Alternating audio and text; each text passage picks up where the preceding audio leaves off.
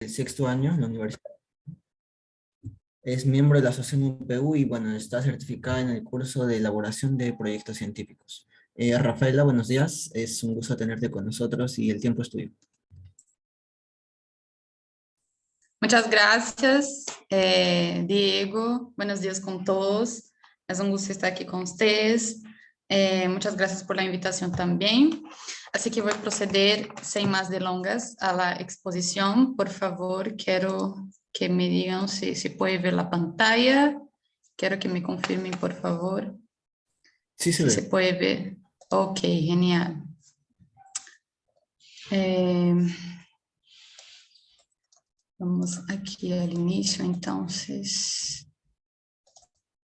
Ok. Entonces, bueno, el tema de la exposición, como saben, es sobre litiasis urinaria. Es un tema muy interesante y justamente en la semana que las chicas me invitaron para dar la ponencia sobre el tema, yo había visto un paciente hospitalizado con eso, fue operado también. Y fue chévere, ¿no? Porque ahí pudo ver en la práctica también un poco más del tema, ¿no? Es muy interesante cuando tenemos esa oportunidad de ver el tema en la práctica también. Bueno, así que la estructura, cómo estructuramos más o menos, es la epidemiología. Estaré hablando un poco sobre bueno, la parte del concepto, ¿no? Que es la litiasis urinaria, la epidemiología, la fisiopatogenia, la clínica, diagnóstico y el manejo. Entonces, aquí tenemos una imagen. Aquí voy a pedir el apoyo bueno, de una pluma. Ok, entonces esa es la estructura de forma general de nuestro riñón. Y aquí, como vemos, aquí tenemos, bueno, las arterias renales, las venas, el riñón.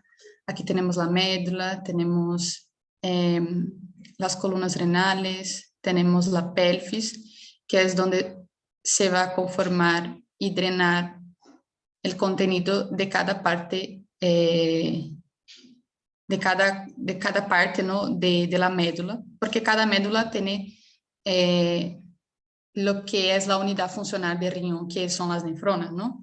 Entonces, el contenido va a pasar y va a confluir hasta llegar en la pelvis. Y tenemos las papilas renales, que es justamente como ese cuellito que vemos antes de llegar todo a la pelvis. Es importante saber esas estructuras, también el uréter, porque los cálculos se van a alojar de ese riñón, se pueden alojar en el cálice, en las papilas, incluso en la parte de la médula, se pueden alojar en diferentes segmentos del uréter, y es interesante porque cada parte o segmento donde se aloja el cálculo, el paciente va a presentar puede presentar sintomatologías un poco más particulares y peculiares, lo que nos va a ayudar de forma semiológica a deducir dónde está el cálculo, ¿no? Si es que pensamos en una causa litiásica, ¿no? ¿Y qué es entonces la litiasis urinaria? O también conocida como nefrolitiasis. Es justamente esos cálculos que se alojan en todo ese componente reno-ureteral, ¿no? Entonces, aquí en la epidemiología, es un problema súper común, hasta 19% de varones tienen ese problema, 9% de las mujeres. Entonces, 19% de varones y 9% de mujeres serán diagnosticados con cálculo hasta sus 70 años, ¿no? Pero eso va a depender mucho de la prevalencia, que varía con la edad, pues va a aumentar con la edad. Entonces, de acuerdo a una persona va cumpliendo más años, esta prevalencia aumenta también. Eso también es de acuerdo al sexo.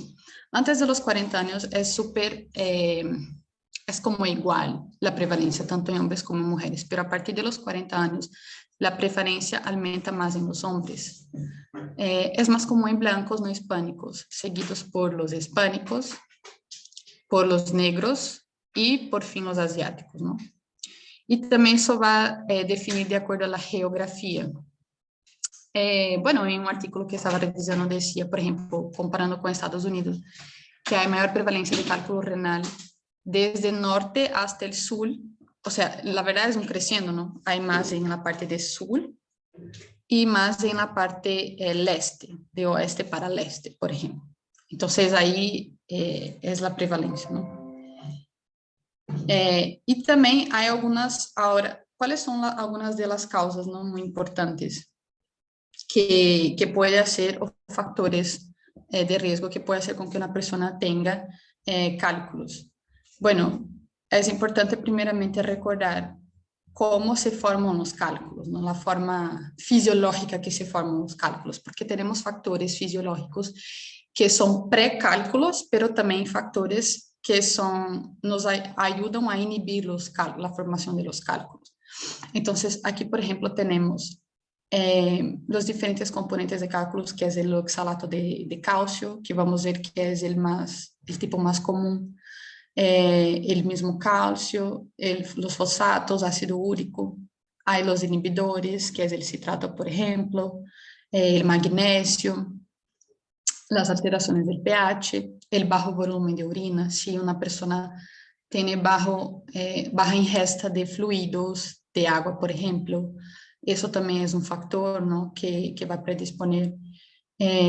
Entonces, ¿cuáles son las consecuencias de esos promotores e inhibidores? Tenemos una sobresaturación, ¿no? Tenemos una sobresaturación de esos componentes o elementos promotores. Va a tener una nucleación, un crecimiento de cristal y agregación y aglomeración de cristales, o sea, microcristales que se van agregando hasta formar, por ejemplo, un cálculo renal. Eso es fisiológico, ¿no? Eso es fisiológico, pero cuando vamos a tener una cristaluria anómala, cuando tenemos un número alto de ese proceso, cuando los tamaños de esos cristales son grandes y cuando tenemos una retención de esos cristales también, y que eso puede se dar por varios factores, ¿no? Como yo mencioné, una persona que tiene alta ingesta de esos promotores, una persona que tiene algún problema en los inhibidores, una persona que tiene baja ingesta de fluido, todo eso puede favorecer con que esta cristaluria sea anómala y por fin tenga formación de cálculos renales, ¿no? Ahora aquí con la parte de la morfología o los tipos de cálculos, ¿no? Una cosa muy interesante es que otros inhibidores que es importante mencionar, como yo dije, ¿no? Aparte del agua, del citrato, el magnesio, el pirofosfato y glucoproteínas tubulares, que también hacen parte de la anatomía renal. Ahora, los tipos de cálculos, ¿no? Aquí tenemos el oxalato de calcio, que como vemos, tiene la mayor frecuencia, de 70 a 80% de cálculos es por oxalato de calcio. ¿Cuáles son las principales características, ¿no? De ese tipo de cálculo? Hay que entender que hay formaciones de cálculos mixtos y cálculos puros. Entonces, yo puedo hacer, por ejemplo, una conformación de oxalato de calcio más fosfato de calcio, ¿no? Pero lo más común es el oxalato de calcio puro, que no depende del pH urinario. Eso es importante porque algunos cálculos se van a formar en un pH más ácido o más básico. El fosfato de calcio, que es el segundo en frecuencia, 15%, suele formarse en un pH alcalino mayor a 6. Es importante, chicos, tomar en cuenta esas partes que estaré explicando un poco más conceptual, porque eso puede venir en una pregunta, ¿no? Ácido úrico también es el tercer en frecuencia, 8%, y suele formarse en un pH ácido o menor a 5. Y una cosa muy importante es que esos cálculos son radiotransparentes en una radiografía, entonces no se va a ver en la radiografía, ¿no? Ese cálculo. Fosfato amoníaco magnesiano o magnésico, que es la estruvita, creo que ya escucharon hablar también, eso es 1%, y suele formarse en pH alcalino mayor a 6, y forma los cálculos coraliformes, ¿no? Creo que ustedes también ya escucharon hablar de esos cálculos. Esses cálculos coraliformes estão muito relacionados com infecções urinárias, especialmente por bactérias formadoras de urease. E exemplos são o Proteus, la Klebsiella e la Serratia.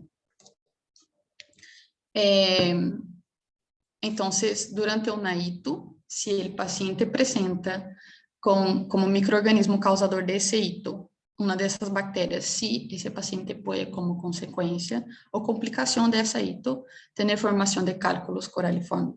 E vamos ver como esse cálculo se apresenta nas imagens, não? Porque vamos entender por que se chama cálculo coraliforme.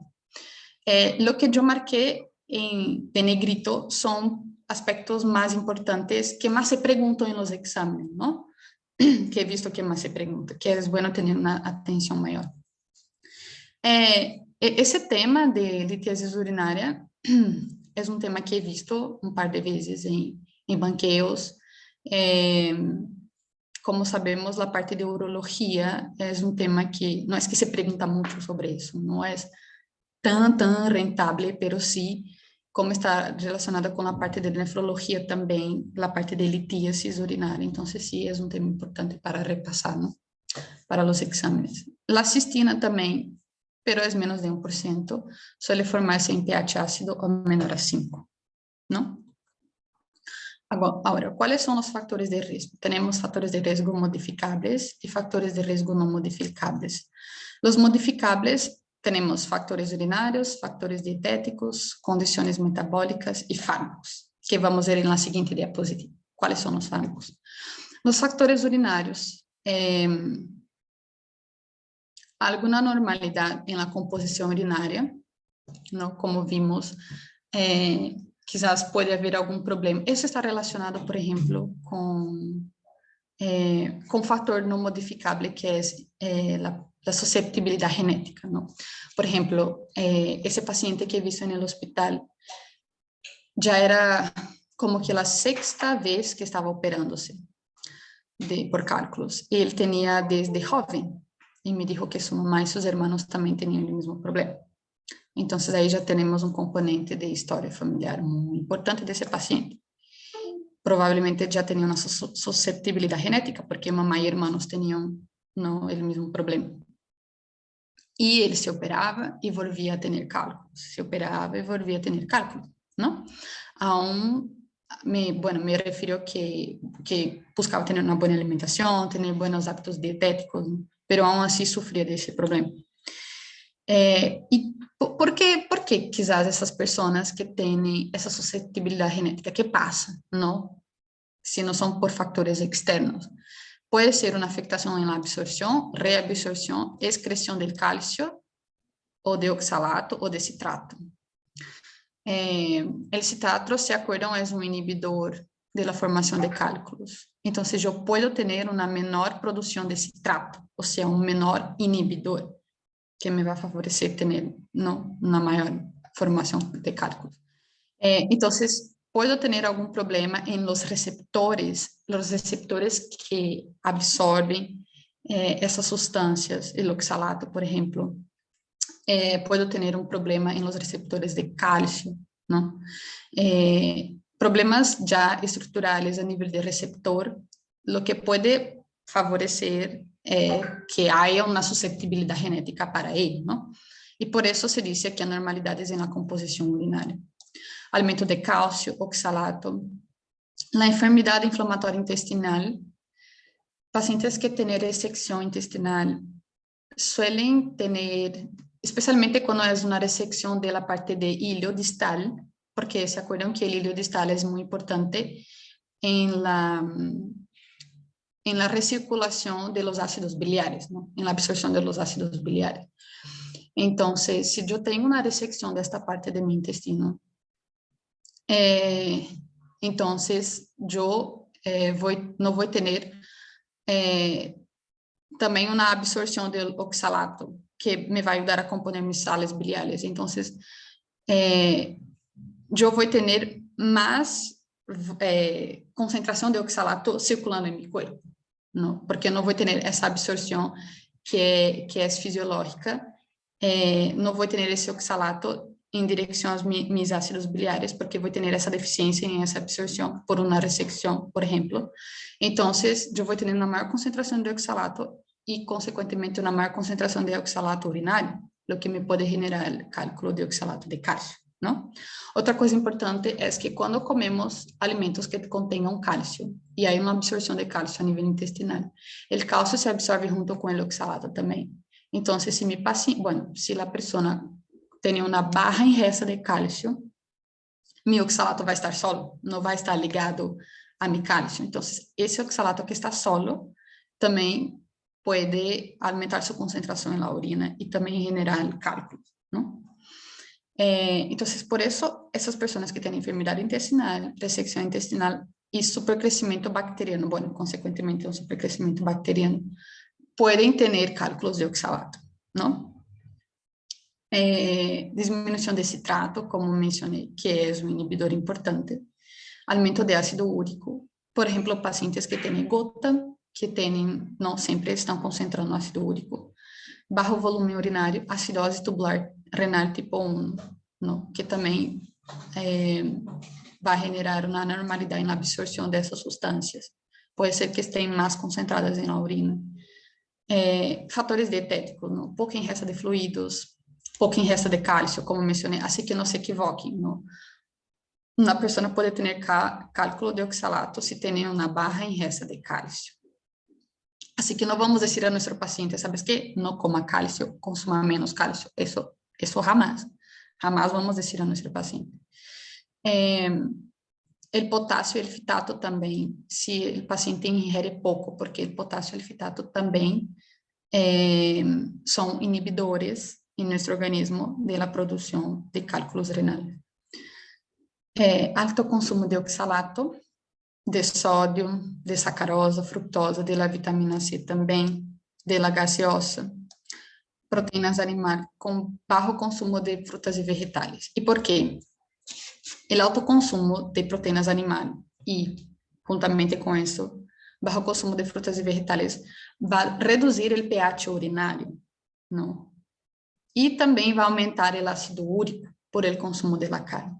Também, se acordem que o consumo de carne aumenta o pH de nosso organismo. Não, perdão, diminui o pH de nosso organismo, tornando esse pH mais ácido.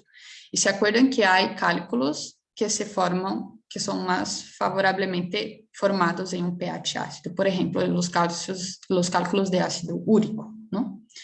Condições metabólicas, um paciente que tem obesidade, que tem gota, como mencionei, diabetes, hiperparatiroidismo primário, não? Que vai ter, por uma forma patológica de la função de suas glândulas paratiroideas, esse paciente vai ter uma maior excreção de cálcio, não? Em seu organismo e, consequentemente, maior concentração de cálcio em la urina também, não? Calciúria, né, como decimos. E também os fármacos, aqui como vamos ver, aqui, esses são os medicamentos que são associados à formação de los cálculos. Temos medicamentos que vão induzir anormalidades em nosso metabolismo, que vão alterar a composição urinária, não? Por exemplo, quais são esses medicamentos? Inibidores de la anidrasa carbônica, que são os diuréticos acetazolamida, também topiramato, zonisamida, os glucocorticoides, laxativos e os diuréticos de la asa de Henle, especialmente de la parte alta, como é a furosemida, não? Então, eles vão alterar a composição urinária por induzir uma anormalidade metabólica, não? Especialmente esses fármacos que vão atuar de forma direta ou indireta em la nefrona, não? E há medicamentos que eles mesmos vão formar cálculos, que, por exemplo, são agentes antivirais, aciclovir, atazanavir, indinavir, não? Ceftriaxona, ciprofloxacino, efedrine, magnésio, medicamentos sulfas, não como o antibiótico, trianterene. Então, esos mismos medicamentos, el uso de esos medicamentos, ellos mismos pueden conformar una base para un cálculo, ¿no? Entonces, yo puedo tener un cálculo por el uso de agentes antivirales, por ejemplo, ¿no? Ahora, ¿cuál va a ser la clínica de ese paciente y la semiología, ¿no? La clínica vai depender muito da localização e do tamanho do cálculo, ¿no? Entonces, generalmente los cálculos menores de 5 milímetros suelen ser cálculos que pasan de forma tranquila y suelen que los pacientes no tengan síntomas, ¿no? Pero, entonces, por eso aquí hay pacientes asintomáticos y pacientes sintomáticos. Ahora, si mi paciente es sintomático, ele vai apresentar dolor e 90% dos pacientes apresentam hematúria, seja microhematúria ou macrohematúria. Então, se meu paciente apresenta um dolor lombar e costo-vertebral, isso indica, mais provavelmente, que o cálculo esteja a nível de riñón e pelvis renal, aqui, não? Então, é mais provável que meu cálculo esteja mais ou menos aqui, em meu riñón ou minha pelvis renal. E também, esse paciente vai ter sinais autonômicos, como náuseas, vômitos, sudorese, taquicardia, hipertensão. Ahora, si mi paciente siente dolor en el flanco, es un dolor que está en el flanco, pero es un dolor que se irradia en la región inguinal y también el paciente puede mencionar, ¿no?, que ese dolor se irradia al testículo, a grande labio, no si es mujer. Entonces, es más probable que ese cálculo esté en esa parte de proximal hasta medial de mi uréter, ¿no? Ahora, si mi paciente tiene síntomas semejantes a cistitis, ahí tengo que hacer el diagnóstico diferencial también, ¿no?, de una hito, por ejemplo. Si mi paciente tiene disuria, poraquiuria, puede ser que mi cálculo ya esté aquí, ¿no? O también, si mi paciente ya tiene dolor en la fosa ilíaca, imagínate que el paciente viene por dolor en fosa ilíaca derecha, y ahí tú puedes pensar en una apendicitis también, pero también puede ser un cálculo, también podría ser un cólico, podría ser un embarazo ectópico del lado derecho, algún problema a nivel de ovario del lado derecho. Entonces, ¿cómo hacer el diferencial de esos diferentes tipos de diagnóstico, ¿no? Una cosa muy importante que hay que siempre recordarse es la hematuria. Entonces, es muy importante en esos pacientes no solamente hacer el examen físico, no, bueno, sabemos que, por ejemplo, en el caso de una apendicitis podemos hacer el examen físico de la palpación abdominal. En el caso de una litiasis urinaria también hay la semiología, a pesar que la semiología renal no es una semiología tan compleja, ¿no?, o que tiene muchos detalles, ¿no? Tenemos los puntos ureterorenales que podemos palpar para saber si el paciente siente dolor, ¿se acuerdan, no? O también la punho-percussão lumbar del lado derecho e izquierdo, que también nos pueden ayudar a aproximarse o alejarse del diagnóstico. Pero de todas formas es muy importante tener un examen de orina de ese paciente, porque el examen de orina nos va a ayudar muchísimo a saber las características, cómo está esa orina, si está ácida, si está básica, si tiene nitritos, ¿no? Si tiene alguna característica de alguna composición de uno de los cálculos también. Si tiene piuria, ¿no?, leucocitosis y la hematuria, ¿no?, por supuesto.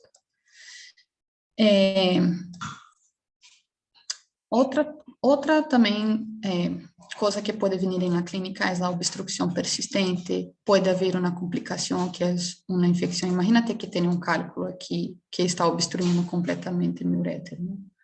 Então, esse cálculo que está aqui me pode gerar uma infecção, ¿no? Bueno, aí, chicos, já não sei manejar muito bem escrever com isso, pero, bueno, isso me pode generar uma infecção.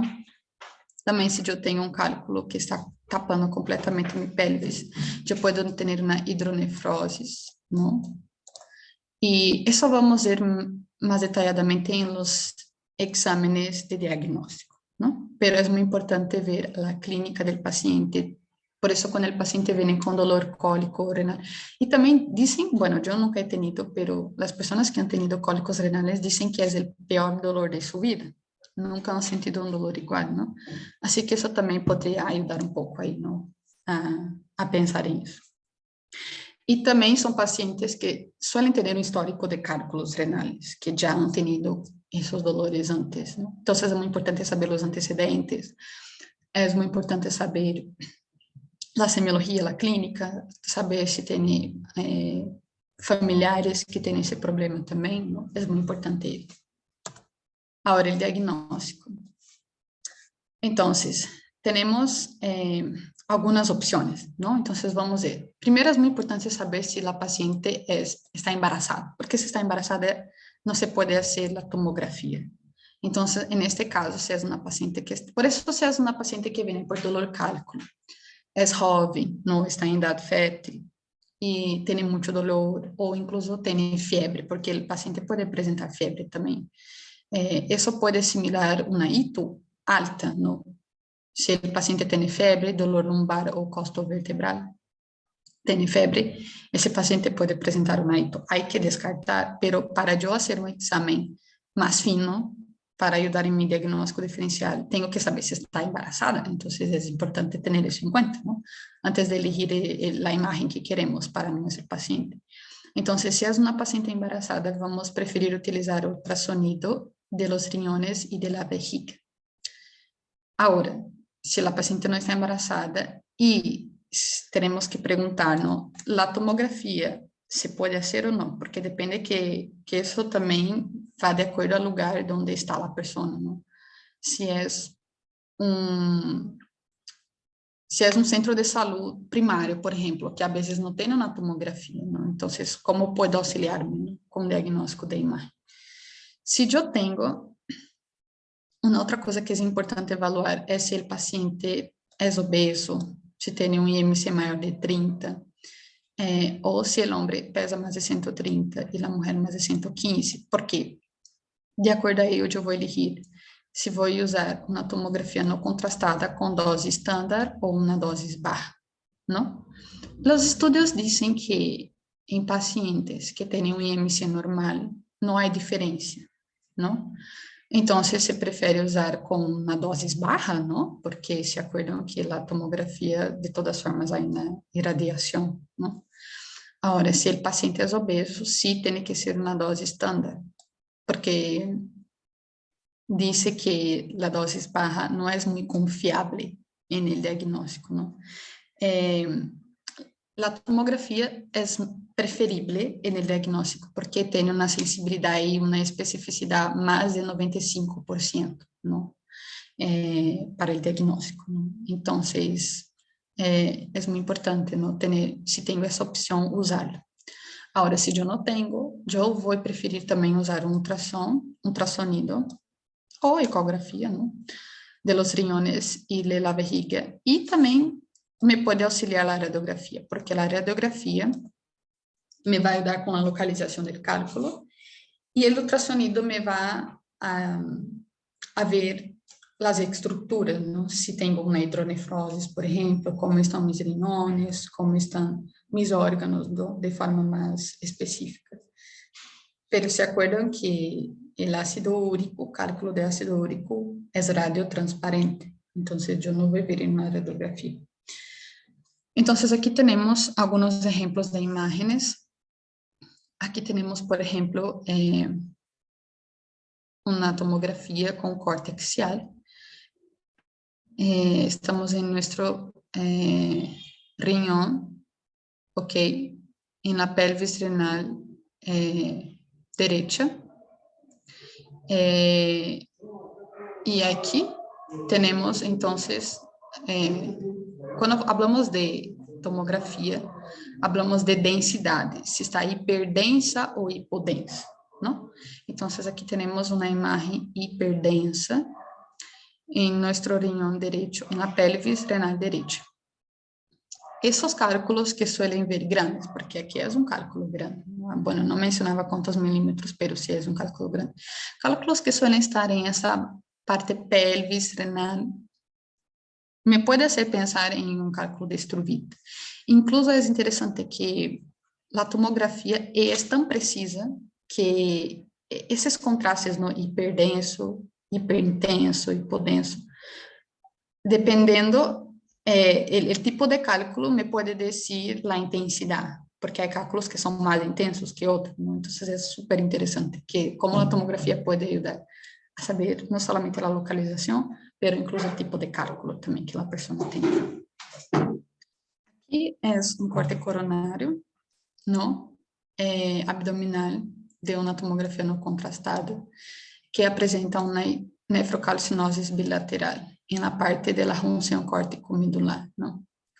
Bueno, aqui sí é uma calcinose, nefrocalcinose de provavelmente oxalato de cálcio, não? Estão em mis dois riñones.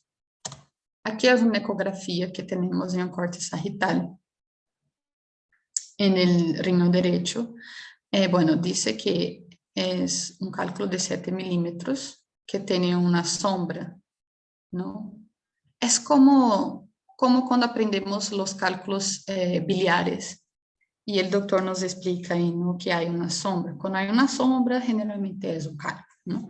Entonces aquí podemos ver el cálculo y la sombra que aparece en la imagen, en la ecografía. E aqui é a radiografia, e provavelmente isso se trata de um cálculo coracoliforme, ou de Struvita, porque, como disse, não, parece um cálculo em formato de cuerno, não? Que me apunta o formato tal qual de mi pelvis e de mis papilas renales, não? Muito interessante. E aqui um outro pequeno cálculo, aqui uma puntita também. Entonces, ¿cuál va a ser el manejo? Rafaela, disculpa interrumpir, Uh-huh. pero ya pasamos la palabra clave para que los chicos puedan anotar su asistencia y la palabra clave es litos, ¿sí? Lo voy a escribir. Ok. Ok, está bem, muchas gracias. Puedes continuar. Ok, entonces no se olviden de la palabra, chicos, la palabra clave ahí. Ya, entonces el manejo agudo. El manejo agudo es, bueno, sabemos que, como yo expliqué, hay pacientes que van a presentar síntomas y los que no van a presentar, ¿sí? Que quizás van descobrir o darse cuenta que tienen un cálculo por un examen que hacen, una radiografía de pelvis o qué sé yo. Pero si se trata de un paciente sintomático, tenemos que tener control de su dolor, ¿no? Pero primero vamos a saber si vamos a hospitalizar ese paciente o no. Quizás no es necesario hospitalizar. Entonces, ¿cómo yo sé que voy a hospitalizar a mi paciente para manejar su dolor?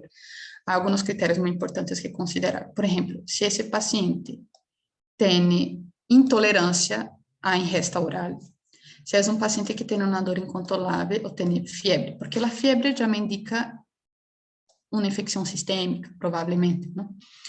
Entonces, si el paciente presenta una de esas tres cosas, ya pues yo voy a hospitalizar a ese paciente. Si mi paciente no presenta, lo consideran como un paciente ambulatorio, ¿no? Ahora, cuando yo voy a hospitalizar a mi paciente, necesito saber si tiene una de esas cosas que son las complicaciones, ¿no? Que tenemos que estar más atentos cuando tenemos un paciente hospitalizado.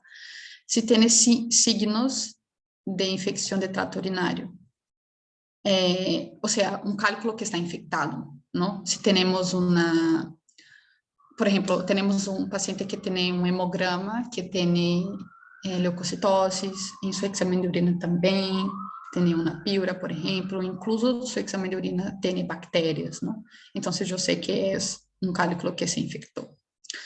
Si ese paciente tiene una injuria renal aguda, si ese paciente tiene... Ay, ahora yo no consigo leer aquí. Si ese paciente tiene una anuria, si ese paciente tiene, aparte de ello, vómitos, náuseas, un dolor que no se puede controlar, ¿no? De otras formas. Entonces, sí, vamos a pasar para una evaluación urológica. Vamos, quizás, referir a un urologista para que venga a ver ese paciente para ver un tratamiento más enfocado, ¿no? Quizás hay que drenar este riñón, este ureter, ¿no? Y ahí los urologistas son los más encargados para ello. Ahora, si yo no tengo esos problemas, mi paciente es un paciente ambulatorio, lo que tenemos que hacer con esos pacientes es observación. Entonces, ya, yo voy a dar mi tratamiento a mi paciente y, por ejemplo, ese paciente viene por consulta, me dice que tiene mucho dolor, yo ya sé que es un cálculo, pero quizás es un cálculo que no es muy grande, es controlable su dolor, pero yo igual le voy a dar una cita para de aquí a unos días para volver a ver, ¿no? Cómo va ese paciente. Es muy importante tenerlo en observación. Tratar sus síntomas, ¿no? También es muy importante tener un examen de orina para ver cómo está. Y si ese cálculo es menos de 10 milímetros, pero más de 5 milímetros, a veces puedo dar un bloqueador alfa para ayudar a expulsar ese cálculo, ¿no? Porque el tratamiento de forma general son los AINES. Entonces voy a poner aquí los AINES. Los AINES son mi tratamiento de primera línea. ¿Ok? Son los AINES. Yo puedo dar un ketorolaco para ese ejemplo. Yo puedo, porque es ketorolaco es un poco más fuerte, va a ayudar a aliviar más. Ahora, si yo utilicé... ¿Aló? Sí te escuchamos, Rafa, ahora sí. Ok, Se ok. pierde un poquito. Ok, es que decía que mi internet estaba inestable, por eso quería estar segura de que sí me escuchaba. Bueno, entonces la primera línea son los AINES. Si los AINES no me funcionan, yo puedo usar, ¿cuál es la segunda línea o el segundo escalón para manejar el dolor? Los opioides. Ahí puedo usar un opioide, pero eso es de forma general.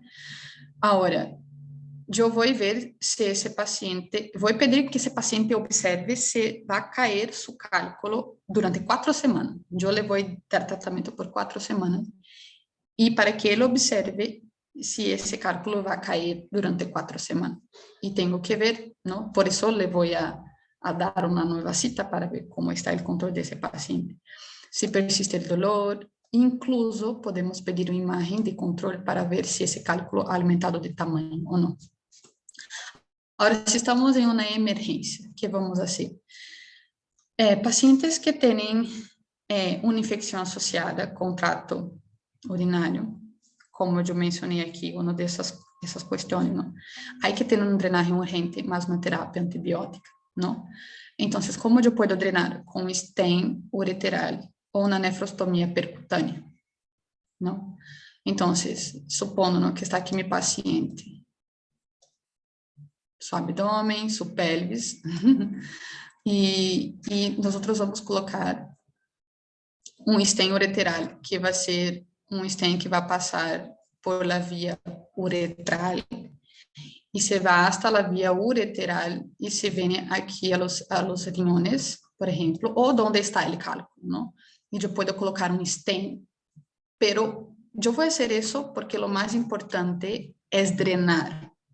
No estoy haciendo eso para sacar el cálculo, nada de eso. Estoy haciendo eso para drenar, para que el paciente pueda estar estable, ¿no? O una nefrostomía percutánea también. Voy a hacer una punción y voy a hacer una nefrostomía percutánea para poder drenar, ¿no? Ahora, se procede a tratamento definitivo una vez que mi paciente esté estable y con la infección tratada. Isso é se estamos em emergência. Então, se vem um paciente em emergência, eu necessito saber se ele tem nenhuma dessas complicações. E como vai saber? Na verdade, começamos aqui, né? Aqui. Como vou saber se ele tem uma dor muito incontrolável que não controla com AINE? Sabes que, doutor, a semana passada he tenido, me recetaram AINE, pero me piora o dolor, não me passa. Aparte, é um paciente que apresenta febre. Então, é uma emergência, não? Se mi paciente tem febre, aí e de acordo com seus exames também, para saber se tem uma infecção associada ou não de trato urinário.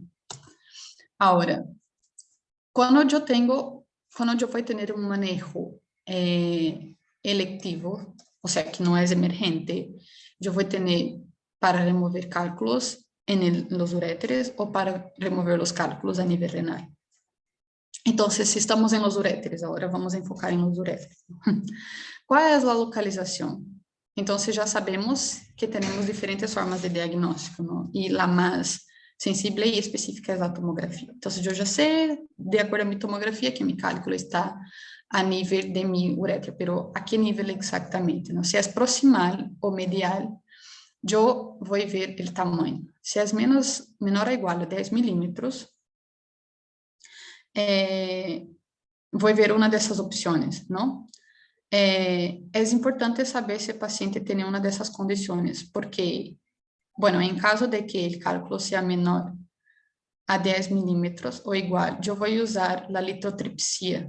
La litotripsia se llama litotripsia con ondas de choque extracorpóreo. Litotripsia com ondas de choque extracorpóreo, o LOCE, ¿ya? En el español. Esa es mi primera línea de tratamiento en mis pacientes que tienen cálculos menores o iguales, menor o igual a 10 milímetros. Sí, pero antes de usar ese tipo de tratamiento, que va a ser el preferible, yo necesito saber si es un paciente obeso, si es una paciente embarazada, si tiene alguna diátesis hemorrágica, ¿no? Si ese paciente tiene algún tipo de sangrado que no se controla de una forma fácil. O tiene una gran atenuación de la piedra, ¿no? De la piedra en la tomografía. Por ejemplo, es una piedra súper intensa, ¿no? Hiperintensa, porque las tomografías, ellas tienen su unidad para medir la intensidad de algo que está buscando. Y esa unidad se llama Hanfield, algo así. Entonces, si es un cálculo que tiene alto Hanfield, o sea, muy, muy intenso, a veces el LOCE no va a ser suficiente, porque el LOCE, ellos van a aplicar ondas de choque. Essas ondas de choque vão circular em todo o corpo, pero se vão concentrar en el cálculo para destruir el cálculo, para que el cálculo pueda bajar, ¿no? Pero, e também se mi paciente tem alguma anatomia anormal a nível de riñón o uréter, se tem uma dessas condições, então está contraindicado. Um C de contraindicado aqui. Está contraindicado a hacer esse tipo de procedimento, ¿no? Entonces, si es el caso del paciente tiene una de esas condiciones, entonces yo voy a preferir hacer una ureteroscopía, que es como en la imagen anterior, que es así como la endoscopía, que es como una cámara que ingresa en la parte digestiva. Tenemos la ureteroscopía, ¿no? Que va desde la uretra y sube hasta el uréter. Y ahí es una forma de sacar el cálculo, ¿no? Ahora, si yo tengo un cálculo de más de 10 milímetros, o si ese cálculo está distal, entonces yo también voy a preferir usar la ureteroscopia. ¿Ok?